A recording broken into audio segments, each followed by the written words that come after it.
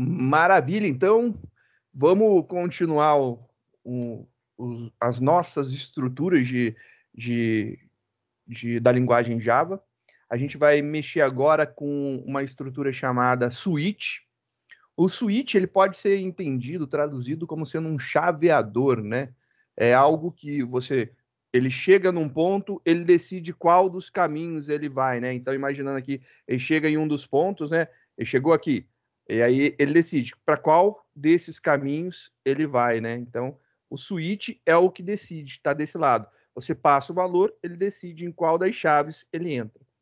Então, ele é tratado da seguinte forma, né? O switch é legal fazer alguns comentários e, às vezes, as pessoas se confundem por causa dos comentários que eu faço. Mas é importante entender, né? O switch no Java, ele segue exatamente o switch do C. É igual. É tão ruim quanto. E eu não estou zoando, ele é muito restrito, ele é zoadinho.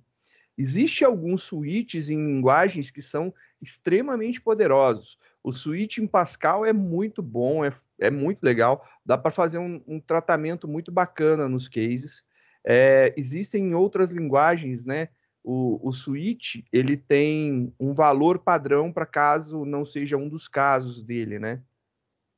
E aí, em algumas linguagens, como linguagem C e Java, ele tem um senão chamado valor padrão, valor default, que é o default, ou default, né?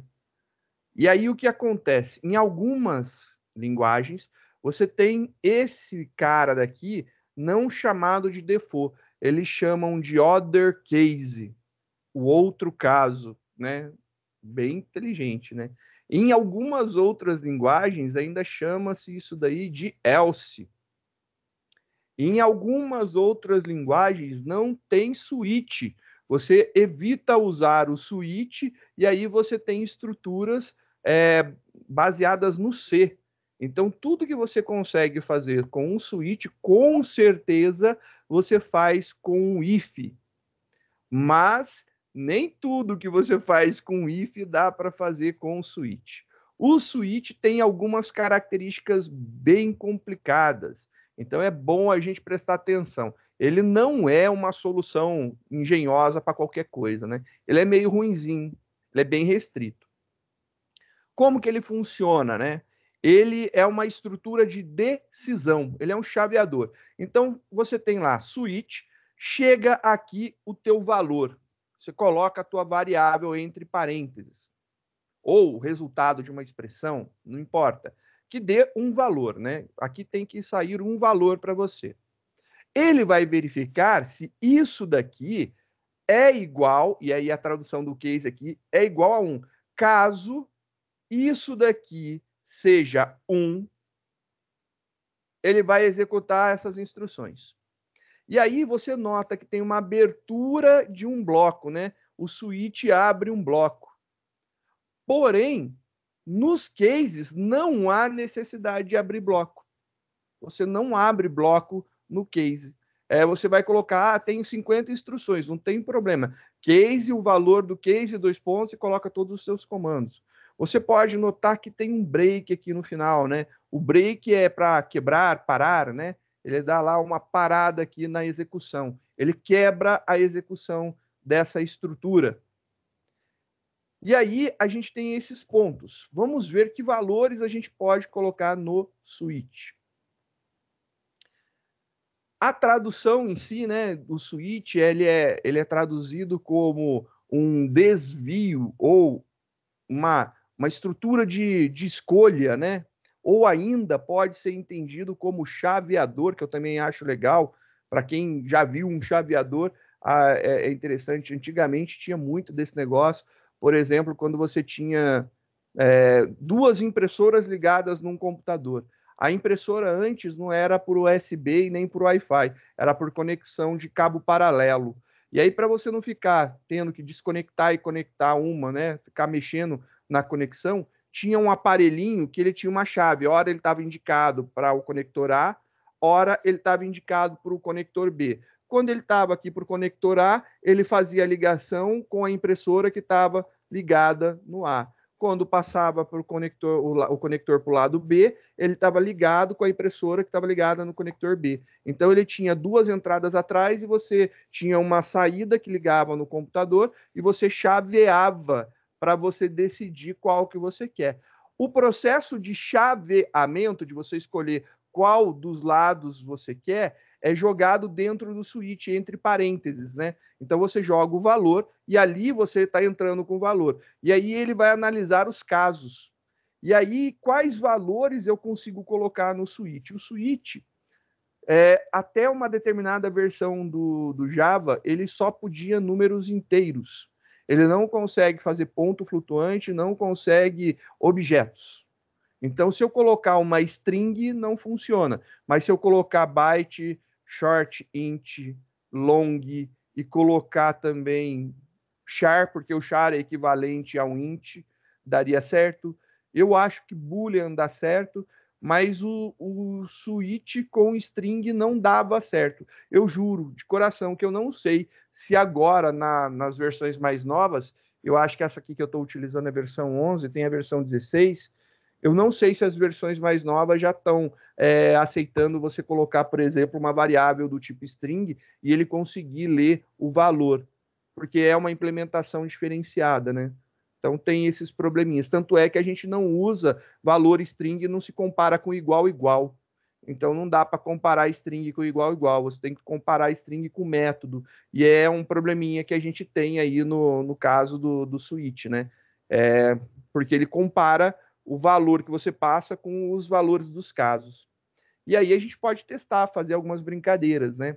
Vamos ver aí a estrutura de decisão, então vamos ver o que a gente consegue aprontar com ela, né? Então essa daqui é a ideia, né? Switch, a gente vai colocar um valor, vai testar os casos e a gente pode fazer implementações, ora usando os casos, ora usando o valor default, o valor senão, né? Se não for nenhum dos casos, ele pode cair aqui. Então a gente pode brincar com isso daí.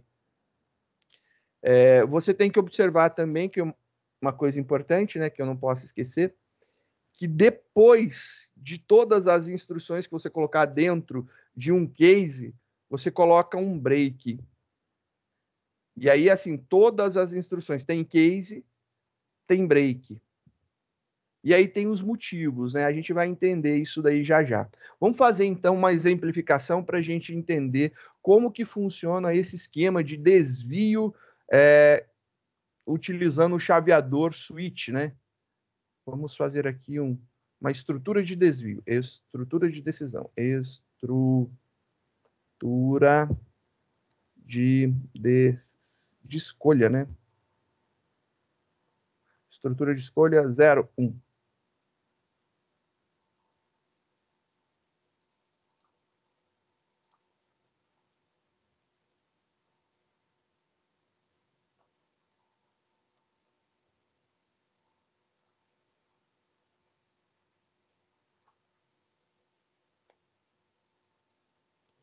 Preparado aqui já. Olá, bonitinho. Vamos começar a nossa brincadeira, né?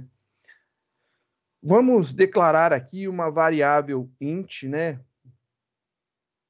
Sei lá, vamos pensar o exemplo mais bobo, né? Para ficar fácil. Número, e eu vou dar um valor para ele, por exemplo, 1. Aí eu quero transformar isso daqui em texto, eu quero imprimir ele por extenso, né? Então eu posso fazer um switch. E aí o switch, ele tem essa estrutura daqui, né? Ele é desse jeito. Então switch, abre e fecha parênteses, abre e fecha chave, montei a estrutura dele. Agora que eu montei a estrutura dele, qual variável eu vou testar, né? Eu vou testar a variável número. E agora eu vou criar os casos, né? Caso o valor do número seja 1, caso 1, 2 pontos, e aí eu posso colocar as minhas instruções. Eu não coloquei na frente, eu dei um enter e vou fazer embaixo aqui, né? Fazer, sei lá, um system.out.println e eu quero imprimir aqui 1. E aí eu quero ver aqui se for, por exemplo,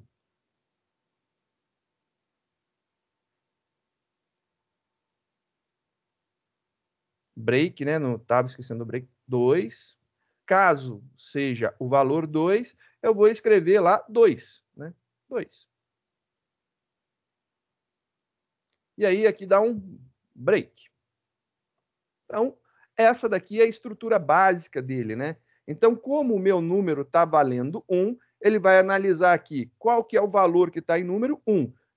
É 1? É. Ele entra aqui e faz 1 e depois ele dá um break.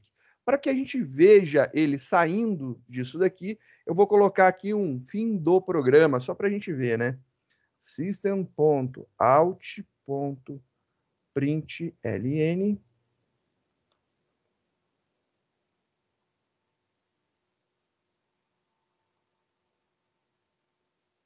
Fim do programa. Acabou o nosso programa. Compilando isso daqui, só para a gente entender essa estrutura, né? Vamos ver o que vai acontecer aqui, ó. O valor do número é 1, então ele vai lá e escreve 1. Belezinha. E aí, se eu mudar isso daqui para 2, né? Se eu mudar o valor da variável de 1 para 2, ele deve de sair aqui escrito 2, porque é o que está escrito aqui no programa, né? Então, a gente vai mudar aqui para a gente testar. Vou colocar 2, compilei, rodei, e olha lá, imprimiu 2. Joia! Então, 1 ou 2, fim do programa, né? Mas e se eu tiver um valor diferente de 1 e 2? Por exemplo, 3. Se eu tiver um valor diferente, compilou, rodou, ele não mostra, porque ele não achou nada que tivesse o valor 3 nos casos. Então, a gente tem a possibilidade de implementar um outro, um outro esquema de tratamento, né? Uma outra cláusula de tratamento, que é a default. Vamos montar a default para quando o valor for diferente, né, de 1 ou de 2. Então, só deixando esse cara salvo. Vou fazer lá um arquivo salvar como para ficar esse aqui, para vocês poderem ter como consulta. Tá aí. Maravilha. 2. Caso esse valor seja diferente de 1 e 2, eu gostaria de escrever, né, uma mensagem avisando que é diferente de 1 e 2. Para tanto, eu tenho aqui o default. Se escreve default, default com L, né? Default. O valor default, se pronuncia default, né? O valor default, o valor padrão, é exatamente quando nenhum dos casos é preenchido. Então, quando ele analisa caso 1, não é, caso 2, não é, acabaram-se os casos, então, valor default.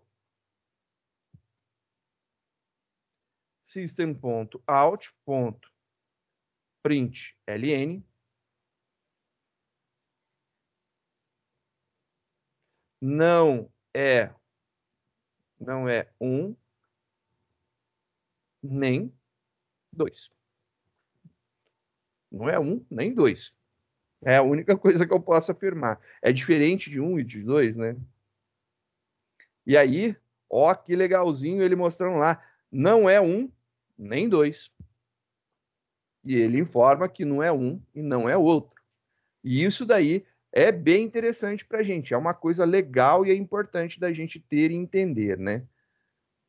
E aí ficou bonito. Agora a gente tem um switch que ele pode tratar os other cases, né? Os outros casos, os casos que não estão explicitados aqui.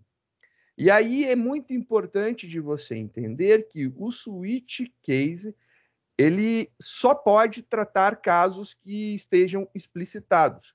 E você só tem valores de testes simples. Não existem testes complexos. Eu gosto de lembrar para todo mundo. Todo mundo fala assim, nossa, você é velho, você programava em Pascal. Eu falo, cara, Pascal era um negócio fabuloso. Porque, por exemplo, eu podia testar uma faixa de valores.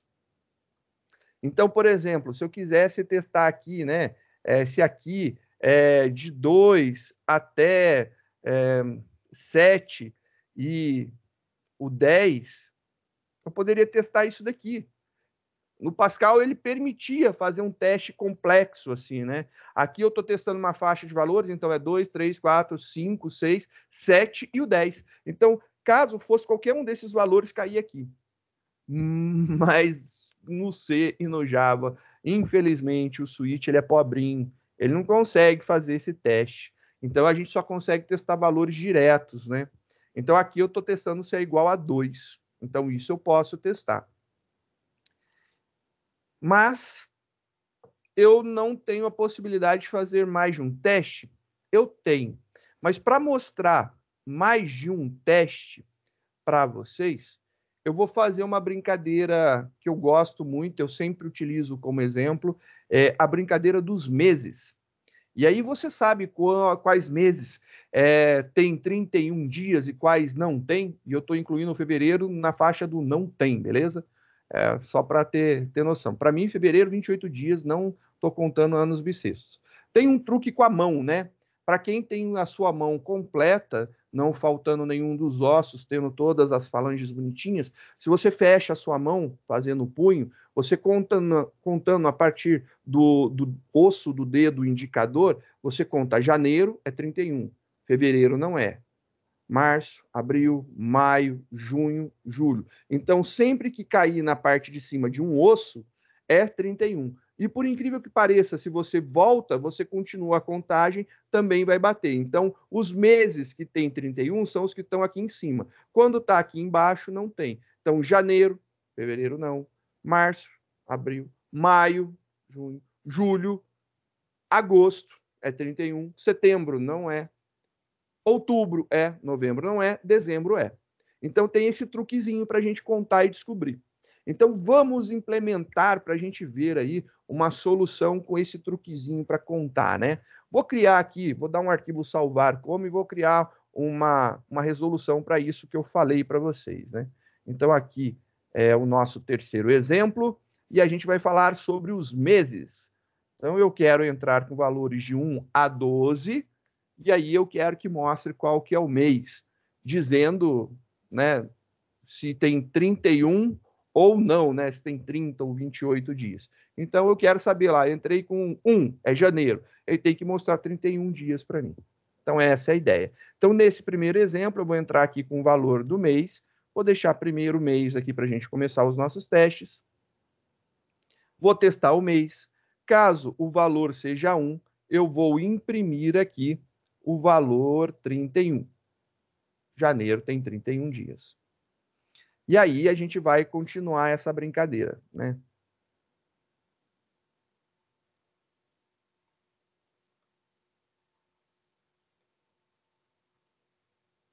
Não sei quantos que eu estou dando aqui de Enter e Ctrl V, deve ter chegado lá, vamos contar. Bora contar, né? Nossa, foi bastante. Ó, 31, 2 é 28, não estou contando quando é bissexto. 3 é 31, 4 é 30, 5 é 31, 6 é 30, 7 é 31, 8 é 31, 9 é 30, 10, outubro é 31, 11, novembro é 30, 12, que é dezembro, é 31. E aqui foi... Nossa, só foram 2 a mais, hein? Foi bem em cima, hein? Sem contar. E aqui eu vou colocar mês inválido. Beleza? Mês inválido. Então, vou rodar aqui, deixa eu só... H...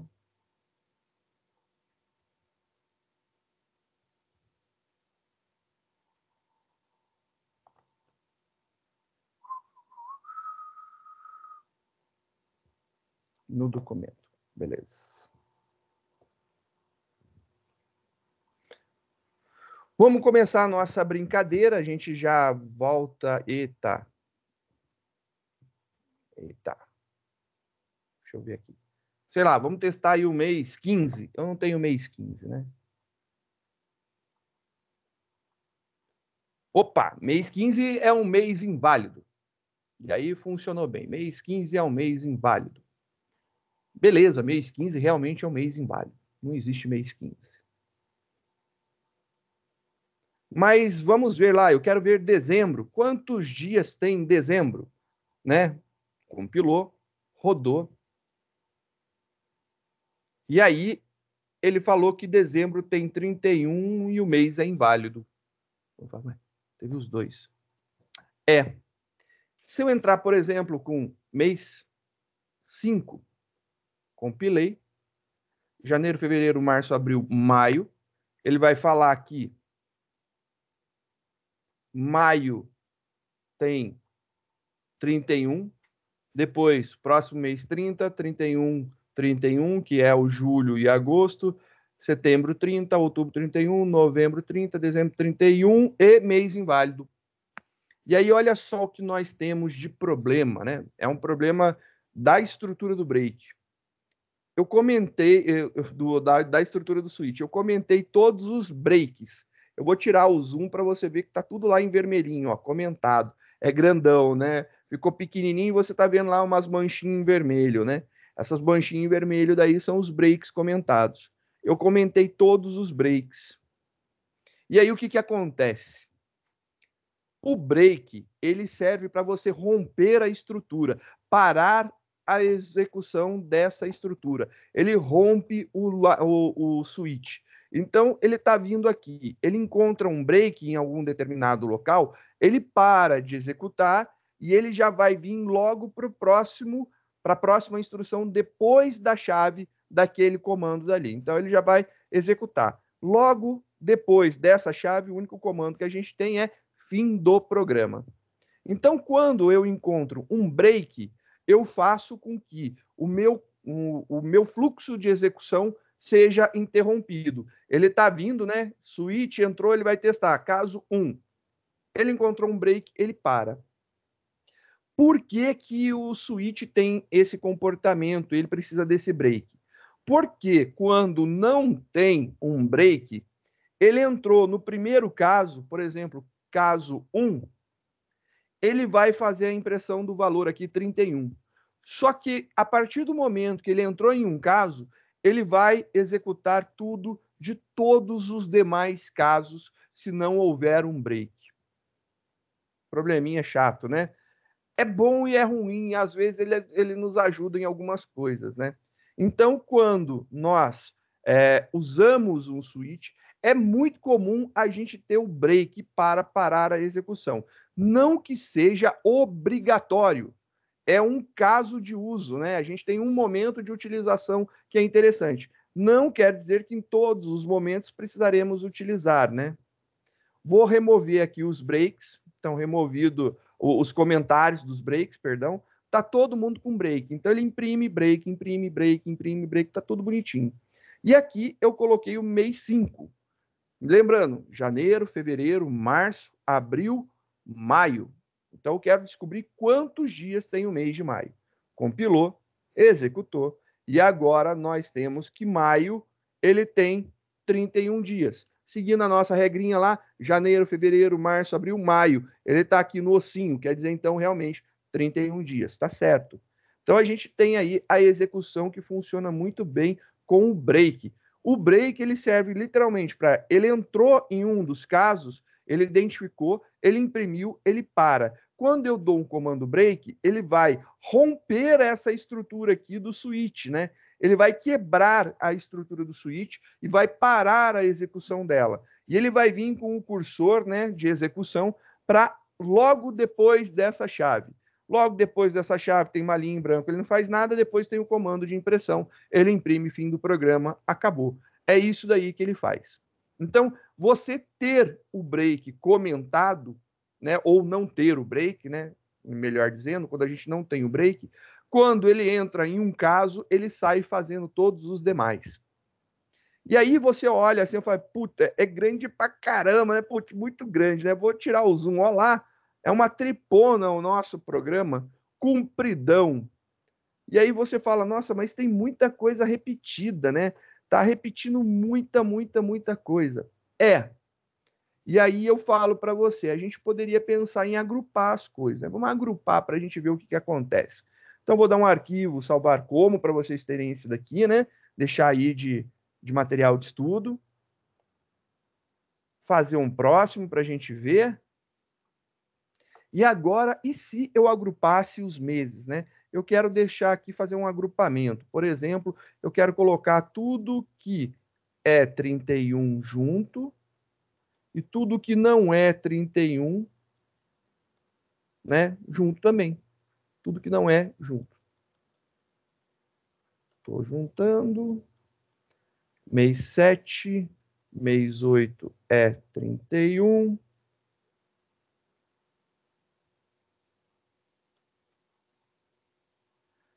Agora a gente só tem outubro.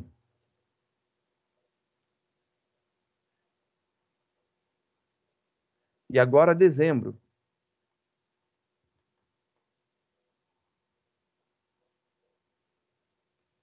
Agora ficou agrupado, né? A gente tem aqui os meses, só para ver maior, né? Olha lá, os meses que são de 31 dias, janeiro, fevereiro, março, maio, julho e agosto, outubro e dezembro. Depois, fevereiro é o de 28, depois, janeiro, fevereiro, março, abril, junho, setembro e novembro de 30. Bem, a gente pode utilizar essa característica do break, né, que ele quebra o programa, e do switch, né, dos cases dele, de entrar o valor lá dentro, né? Quando ele entra em um dos cases, ele faz os próximos. Eu posso me utilizar disso, né? Por quê? Porque eu não consigo agrupar os casos. Eu tenho que fazer de forma explícita cada um dos casos. Então, imaginando aqui, eu posso fazer isso. Eu vou romper toda aquela brincadeira que a gente fez de escrever tudo, eu vou diminuir. Olha só que legal. Ficou bem menor o nosso codigão. E aí a gente tem aqui codigão mais limpinho, né? Ó que legal a estrutura, como pode ficar. Vou tirar um pouco o zoom só para visualizar, né? Ó, aqui, ó, como que ficou legal. O switch diminuiu para caramba, né? Olha lá, switch, case 1, case 3, 5, 7, 8, 10, 12. Então, qualquer um desses valores vai entrar, vai imprimir System 31 e ele vai dar um break depois. Caso 2, vai imprimir 28, break. Caso 4, 6, 9 ou 11, 30 e break. E aí, será que funciona? Né? Compila, roda. A gente teve 31. O valor que está aqui é 5, né? O 5 está aqui, ó. 1, 2, 3. Então ele veio, entrou nesse case. Tinha alguma instrução? Não. Ele entrou nesse aqui. Alguma instrução? Não, não, não, não. Opa, tinha uma instrução aqui. Ele imprimiu 31. Opa, tem um break. Rompe, cai aqui. Maravilha. Vamos tentar agora colocar aqui um valor 2, né? Vamos colocar aqui valor 2 para a gente ver. Vamos ver ele entrando aqui no case 2. Compilou, executou. Olha lá, 28 dias. Vamos colocar aqui, por exemplo, mês 11. Mês 11, compilou, rodou. Novembro tem 30 dias. Maravilha, se eu colocar o mês 110, compilou, rodou, mês inválido, né? Não é o mês válido. Funcionou. E ele funciona muito bem, obrigado. Então, não é porque a gente tem essa característica do break que isso daí é ruim. A gente tem que saber tirar proveito das características das ferramentas que a gente tem. Então, quando a gente falou da estrutura de decisão, abrindo aqui só para a gente conversar, mostrando, né? E aí a nossa estrutura de decisão, ela ficou grande, né? Tinha lá os breaks, tudo. Você pode otimizar nesse caso daqui. Se você otimizar, funciona. Eu não consigo, por exemplo, colocar case 1,2,3, não dá. Eu tenho que explicitar cada um dos casos que ele tem que testar. Os casos têm que ficar explícitos, têm que ficar ali na cara, tenho que escrever. E aí, Lembra que o nosso querido monitor ele falou de um problema da outra linguagem lá do Python nas subtrações de ponto flutuante, de casinhas depois da vírgula? Casinha depois da vírgula é um problema, porque a gente tem erro de aproximação. Por isso, não dá para testar um ponto flutuante, não pode ser utilizado aqui como variável do switch para ser testado, ou o valor do switch a ser testado. Não rola. Por que não rola? Porque pode dar um errinho de aproximação. E aí, esse errinho de aproximação pode ser exatamente o que vai falhar a execução do nosso programa. Ele não vai entrar em nenhum dos casos, muito provavelmente ele vai cair aqui no valor default, se fosse permitido um ponto flutuante. Mas tem algumas outras características também que a gente pode utilizar, né? O switch, a gente viu aqui que tem essa artimanha da gente ter que escrever todos os casos, mas a gente pode escreve os casos e aí a gente coloca um único conjunto de instruções ali para aquele caso, né? Eu posso ter várias instruções, né? Aqui não foi colocado, mas eu poderia ter várias e várias instruções e não há necessidade de abertura de chave, né? Não tem necessidade de abrir um bloco ali. Funciona muito bem, está tudo tranquilo, está tudo sossegado. Por exemplo, né? E se eu quisesse mudar isso daqui, vou deixar aqui um valor que seja impresso, sei lá, 9. Deixa aqui o mês que a gente está, mês de setembro. Então, o último dia do mês de setembro, vamos aproveitar para deixar aqui registrado, né? Antes que vire o mês. Vou deixar aqui e vou fazer um outro, né? Vamos fazer um outro exemplo. Vamos ver aqui uma possibilidade. Aí a gente vai fazer aí a entrada do usuário, pedir para o usuário informar alguma coisa para a gente, né? Então, vamos fazer uma brincadeirinha solicitando uma entrada aqui do usuário. Para a gente solicitar a entrada do usuário, importar dentro do Java e seus utilitários, eu quero importar o que escaneia a entrada. Vou criar, então, um objeto de leitura para poder utilizar, scanner, leia, igual ao novo scanner que vai varrer a entrada do sistema, system.in, né? Beleza? Então, eu criei aqui um novo scanner chamado leia que vai escanear a entrada do sistema. Perfeitinho. Agora eu posso utilizar isso daí. Vou criar uma variável aqui para ver, por exemplo, modelo. E ela vai ser do tipo string. E aí a gente vai ter lá modelo do tipo string. E eu vou imprimir algumas coisas aqui. System.out.println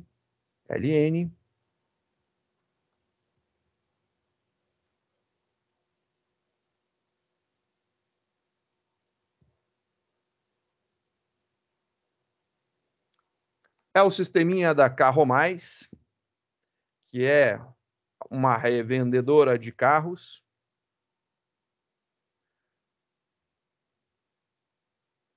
Ela tem algumas opções.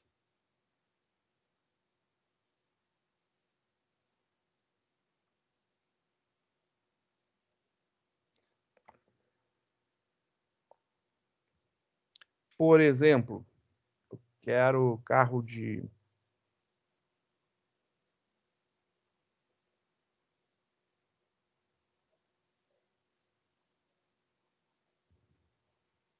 luxo.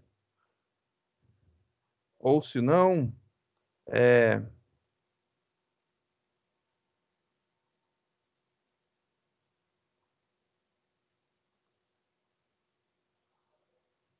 um carro intermediário.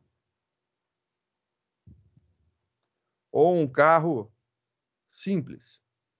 Ou P, popular. E aí eu vou colocar lá para entrar com uma opção.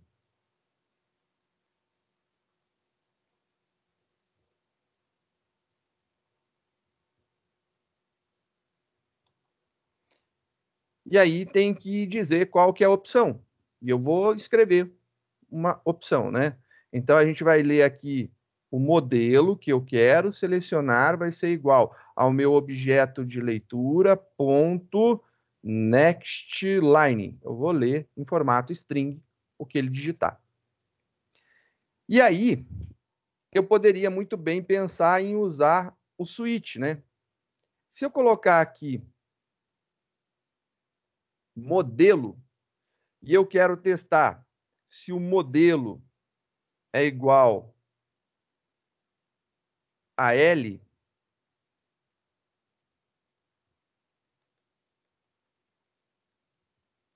e eu quero testar se o modelo é igual a intermediário, e quero testar se o modelo é igual a popular. Por exemplo, isso, né? E aqui é modelo inválido. Vai imprimir aqui os números e a gente já vai trocar isso daqui. Vamos testar compilar. Ele compila. Vamos ver se no Java 11 funciona isso daqui. Eu quero entrar com o luxo. Luxo vai sair 31. Então, L maiúsculo. L maiúsculo. 31. Funcionou. Então, legal. Eu estou conseguindo testar isso daqui com string na minha versão do Java. Minha versão do Java é Java, eu acho que é 11 mesmo, menos version. A versão que eu tô com Java é o 11. Então, na versão 11 do Java, ele consegue testar string no switch. Funciona. Não sei se nas versões anteriores, né, tipo a versão 8, versão 7, se isso funciona. Eu tenho que pegar para testar, eu não lembro, sinceramente. Tem implementações que não rolam, não fluem mais, não fluem na versão antiga. Então, tem que tomar cuidado, porque dependendo também da onde, sei lá, você vai trabalhar em um determinado local. Existem sistemas que são que eles rodam em uma determinada versão. Não quer dizer que o sistema seja legado, mas quer dizer que existe alguma coisa naquela versão que funciona, e aí você teria que implementar a atualização da versão em todo mundo que usa ela para funcionar, e pode ser que tenha alguma coisa que foi descontinuada ou alguma incompatibilidade, e por isso não é migrado a versão do sistema. Aí, mais uma vez, só para deixar claro, não é defendendo Java, mas isso é normal acontecer. Se você estiver trabalhando lá com o C Sharp e você estiver trabalhando com .NET dentro dele, mesma coisa, depende da versão do .NET que você estiver rolando, né? Então, se você desenvolveu a tua aplicação em .NET 3, pode ser que tenha alguma incompatibilidade com o .NET 4.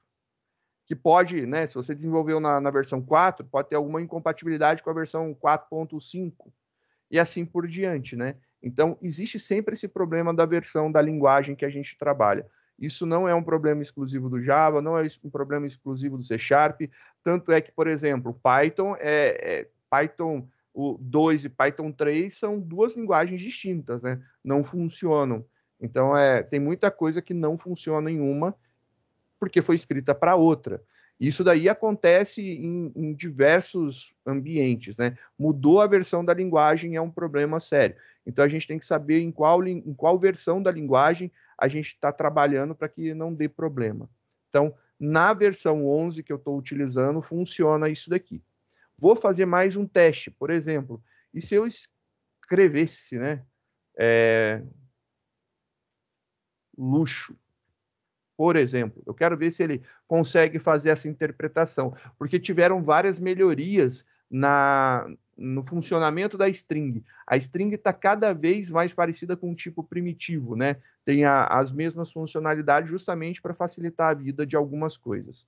Então, se eu escrever luxo como opção, está funcionando. Beleza, ele está lendo string, string não é mais o problema para a gente. Então, isso aqui vai funcionar belezinha. Então, isso aqui é legal. Então, eu posso selecionar um dos meus modelos e vai rodar. Vou rodar novamente, só para a gente ver como é que tá. Vou maximizar aqui, né? A gente já montou um menuzinho lá da Carro Mais. Tem lá nossas opções, luxo, intermediário, popular. E aí eu vou lá selecionar luxo. E aí, modelo inválido. Opa! Aí a gente tem um problema também muito claro que acontece. A comparação é de identidade, né? É idêntico. Então, assim, o L maiúsculo ele é diferente do L minúsculo. E eles não valem a mesma coisa, né? Eles são valores diferentes, são valores distintos. Para que eu possa trabalhar com isso daí, eu preciso pensar em conversão de tipos. Então, rapidamente, vou mostrar aqui para vocês a documentação oficial do Java, Java Doc. E eu vou procurar string, que é a classe que representa o conjunto de caracteres que a gente está lidando, né? Pesquisando Java string, eu estou usando a versão 11, então eu vou pegar a mais próxima da versão, nunca superior à que eu estou utilizando, porque pode dar problema, né, de compatibilidade. Então, peguei aqui a documentação da string pro Java 11. E aí, legal, a gente vai procurar agora dentro dos métodos que existem. E eu rodei lá para baixo, tem um resumo dos métodos. E aí tem um método char at, o caractere na posição, char, code point, tanana, concat, contains. Olha, tem umas coisas legais. Contain, copy, equals, ends with, ó, se termina com, se é igual a alguma coisa. Esse cara daqui é o esquema de comparação. Ele compara duas strings para verificar se elas são idênticas, né? Formate, get, hash, index, intern, is blank, is empty, os joins, last index, comprimento, ó, dá para ver os comprimentos, né?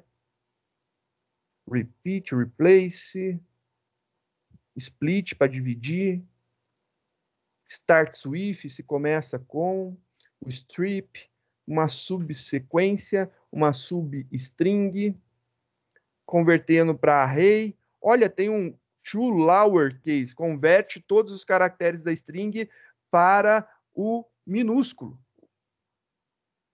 E legal, cara, olha só, eu tenho um to uppercase, né, que converte todos os caracteres da string para maiúsculo. Então, eu tenho algumas possibilidades legais. Eu poderia fazer de várias formas, né? Então, vamos pegar aqui para resolver esse problema, entrando com L minúsculo. A gente fez esse primeiro, esse aqui funciona, a gente sabe que tem o problema do L minúsculo. Vamos salvar como aqui, fazer mais uma versão desse cara. Agora, se eu quisesse, por exemplo, converter isso daqui para minúsculo, eu posso? Posso.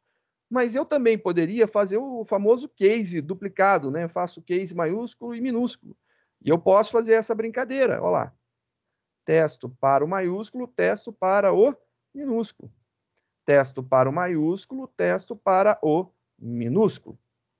E aí, isso daqui é uma solução que funciona, né? Ah, não mudei o número da classe aqui, que eu mudei 6. Compila bonitinho, olha lá. Compilado com sucesso, funcionou. Então, eu posso colocar para fazer os dois testes, de maiúsculo e de minúsculo. Legal, é interessante. Se eu executar, bonitinho, só maximizando para a gente ver melhor, vou digitar L minúsculo. Ele imprime 31, que é o valor do luxo, né? Maravilha. E se eu não quisesse ficar colocando dois cases, testar duas coisas? Tem como? Tem, né? A gente acabou de ver aqui que tem um to uppercase e tem um to lowercase. Converter para minúsculo e converter para maiúsculo. Lower, baixar, maiúsculo, né? Subir, o upper. Então a gente vai usar esses dois caras aqui, um dos dois caras, né? Então a gente pode fazer isso daqui da seguinte forma. Ao invés de ficar testando os dois casos, eu posso testar apenas um. Vou escolher o maiúsculo, beleza? Escolhi o maiúsculo. Por quê? Porque escolhi o maiúsculo, não sei por quê. Só escolhi, é o que está primeiro, acho. Estava lá, escolhi o maiúsculo. E aí, o que eu quero agora? Eu quero fazer com que isso daqui seja maiúsculo. Eu tenho algumas possibilidades. Eu tenho uma possibilidade de pegar e colocar aqui modelo.to upper case, abre e fecha parênteses. Então, eu estou falando que to uppercase é uma funçãozinha que é associada às strings. Então, eu consigo converter uma string para maiúsculo. Então, modelo.toUppercase, ele vai me retornar uma string maiúscula do modelo. Então, tudo que eu escrevi, que foi colocado aqui dentro da variável modelo, ele vai devolver o maiúsculo dela. Vamos ver se dessa forma funciona. Então, eu compilo isso daqui, eu rodo, e aí eu vou colocar lá, vou maximizar para a gente ver melhor, eu vou colocar um P minúsculo. P minúsculo. E aí ele saiu 30, que é do popular. Beleza, funcionou. Só desse jeito? Não, não é só desse jeito. Tem outras possibilidades. Eu posso utilizar isso daqui, por exemplo.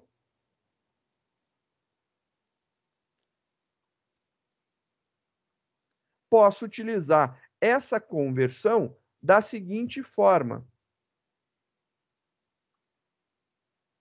Depois que eu li, eu falo que modelo receberá modelo.toUppercase. E aí, ele vai estar em maiúsculo. Então, ele está convertendo modelo para maiúsculo e esse resultado em maiúsculo está sendo reatribuído para a própria variável modelo. Vai funcionar do mesmo jeito. Compilou, executou. Então, se eu digitar lá, por exemplo, em minúsculo, ele vai sair o 28, beleza, está funcionando. Então, o minúsculo, ele consegue achar lá o seu equivalente em maiúsculo. Eu tenho a possibilidade também de fazer isso desta outra forma. Então, eu tenho a possibilidade de fazer desta outra forma. Ao invés de utilizar aqui, eu posso colocar aqui. E aí você olha assim, nossa, essa linha ficou complicada, hein, Cristóvão? Ficou, né? Ficou da hora essa linha lá. Leia.nextline, abre e fecha parênteses, to uppercase, abre e fecha parênteses. Aí o que que acontece? Esse cara daqui é um scanner, não é? Olha lá, a gente criou um scanner chamado Leia. Ele tem um método chamado nextline. Esse método chamado nextline, ele lê uma linha toda e nos devolve essa leitura em formato de string. Então, isso daqui, quando executado, ele devolve uma string. Uma string tem um método de conversão para maiúsculo. Então, isso daqui devolve uma string, logo, ele tem um método de conversão para maiúsculo. Converte, então, o que foi lido para maiúsculo. Então, aqui eu tenho o que foi lido convertido para maiúsculo. E ele atribui para a variável. E aí você pode trabalhar dessa forma. Existe essa outra possibilidade daqui também. Por que que ela funciona? Só reforçando mais uma vez. Porque isso aqui é um scanner. Um scanner tem um método de leitura de linha que devolve uma string. Uma string tem um método de conversão para maiúsculo. Então, isso selecionado é uma string. Ele devolve um valor string. Logo, eu posso aplicar um método da string sobre esse valor. E aí vai funcionar. Qual que você deve de utilizar? Qualquer uma. As três formas funcionam muito bem. Então, não tem problema não. Qualquer uma delas vai resultar na conversão em maiúsculo. A única diferença que eu vou deixar claro aqui é, vamos abrir o 8 e abrir o 7. Nesse caso daqui, o conteúdo que você digitou foi convertido para maiúsculo e armazenado dentro da variável modelo.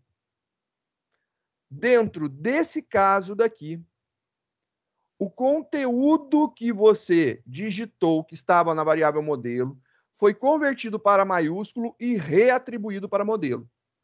Tanto no caso anterior como nesse, a variável modelo contém tudo em maiúsculo, ok? Então, o que você digitou foi armazenado em forma de maiúsculo dentro da variável modelo. Neste caso daqui, que foi o primeiro que a gente usou a conversão, a gente está falando lá modelo.toUppercase. A variável modelo não está sendo convertida para maiúsculo. Se você imprimir ela ao final, ela tem exatamente o texto no formato que você digitou. Se você digitou em minúsculo, está em minúsculo. Se você digitou em maiúsculo, está em maiúsculo, da forma com que você digitou. Isso daí é muito importante de lembrar. O que acontece aqui é, ele está lendo a string que foi armazenada dentro de modelo e convertendo isso daí para maiúsculo e devolvendo o resultado convertido para maiúsculo, mas em nenhum momento sendo reatribuído para a variável modelo. Se não tem uma reatribuição, você tem o valor original que foi escrito. Tem essa diferença. Se você quer modificar o conteúdo original digitado, usa o modelo aqui do exemplo 8 e do exemplo 9. Deixa eu fechar isso aqui. Do exemplo 9. Esses dois daqui, eles modificam a variável para maiúsculo. Do 7, ele não modifica a variável modelo para maiúsculo. Ele vai ler o conteúdo, converter para maiúsculo e te devolve esse resultado aí convertido para maiúsculo. Mas o valor que está armazenado dentro da variável modelo não foi modificado para maiúsculo. Beleza? Essa é a diferença. Então, com base nisso daí, a gente pode ter algumas brincadeiras, né? Pegando qualquer um desses modelos, a gente poderia fazer aqui uma brincadeira, né? Colocando aqui, por exemplo, só para mostrar que pode ter mais de uma linha, né? Teto solar,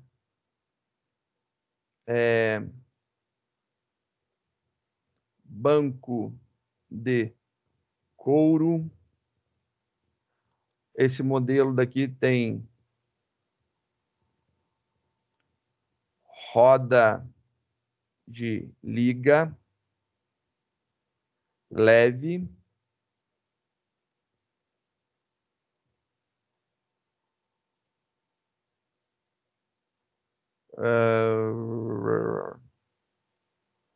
Airbag. Esse cara daqui tem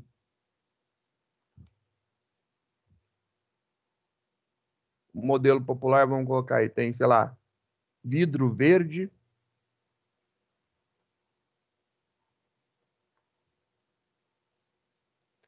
E tem limpador traseiro.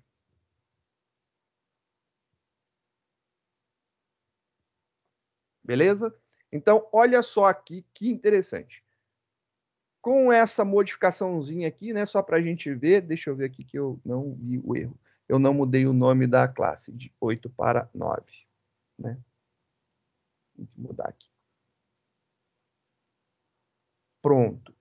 Se eu executar esse cara, legal, né? Olha só que bonitinho. Quando eu executo ele, se eu informo lá, por exemplo, luxo, aí ele fala, ó, tem teto solar e banco de couro. Mas não é só isso que o luxo tem, né? Então, olha só que interessante essa modificação daqui. Vamos modificar aqui, vai ser nossa versão 10.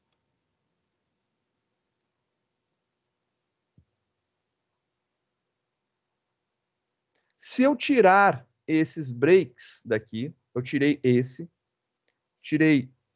daqui.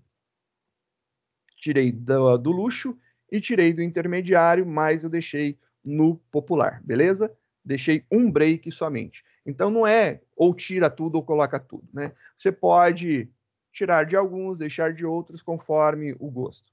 Compilando, executando. Olha que interessante que ficou agora o nosso programa. Eu quero um carro popular. Carro popular tem vidro verde e limpador traseiro. Fim do programa. Vou executar de novo. Agora eu quero um carro intermediário. Carro intermediário tem roda de liga leve, airbag, vidro verde, limpador traseiro. Começou a entender, né? E se eu quiser um carro de luxo? L para luxo, carro de luxo, tem teto solar, banco de couro, roda de liga leve, airbag, vidro verde, limpador traseiro. Entendeu? Dá para a gente fazer alguma coisa desse tipo, né? É interessante essa possibilidade e essas jogadas aí na utilização do break, né? Então você pode manipular o break dentro do switch. Onde eu devo de utilizar break, onde eu não devo? É uma questão de lógica de programação, né? Você pensou no modelo que você criou e você vê se você deve de implementar aquilo ou não. Nesse caso, olha só, tirando um pouquinho o zoom, dá para visualizar melhor. Não utilizei o break no primeiro nem no segundo, mas no terceiro caso eu usei. Então, eu montei essa estrutura lógica aqui para isso, né? Então, tem essa possibilidade de fazer desta forma. Outro comentário importante. Uso switch ou uso if aninhado? É uma boa pergunta, né? Eu uso switch ou uso if aninhado? Bem, eu recomendaria analisar a situação. Quando você está falando numa questão de menu, e eu fiz de propósito um menuzinho, na minha opinião particular de programador e não de professor, é mais fácil usar o switch. Quando você tem testes que vão ser montados, é mais interessante usar os ifs. Então, a gente tem dois momentos distintos de utilização. Cada um serve para uma aplicação, né? É a mesma coisa de perguntar dos tipos de laço. Qual laço eu devo de utilizar? É uma questão de gosto e de flexibilidade na utilização. Existem alguns laços que a gente acaba utilizando mais para determinadas situações e outros para outras determinadas situações. A mesma coisa entre os ifs e switches da vida. Eu acho que isso daqui já é uma boa explicação de tudo que a gente vai ter que ver, né?